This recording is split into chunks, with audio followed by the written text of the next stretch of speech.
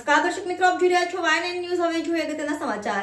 શહેરમાં વાહનોમાં આગ લાગવાના અવારનવાર બનાવો બનતા હોય છે, જે દરમિયાન આજે રાત્રે વડોદરા રેલવે સ્ટેશન સામે વિડકોસના બસ સ્ટેન્ડમાં પાર્ક એક સિટી બસમાં આગ લાગતા દોડધામ થઈ હતી.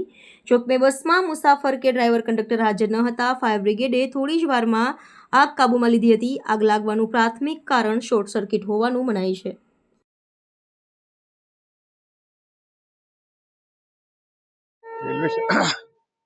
રેલવેની સામે બાલાજી મંદિરની બાજુમાં ડેપોની અંદર ગાડી પાર્કિંગમાં ગોઠવેલી હતી અને શોર્ટ સર્કિટના કારણે આગ લાગેલી હતી.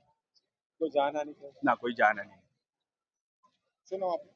વિશાલ શિંદે, બદામડી બગ ફાયર સ્ટેશન, જમાદાર. Subscribe now and press the bell icon. Never miss an update.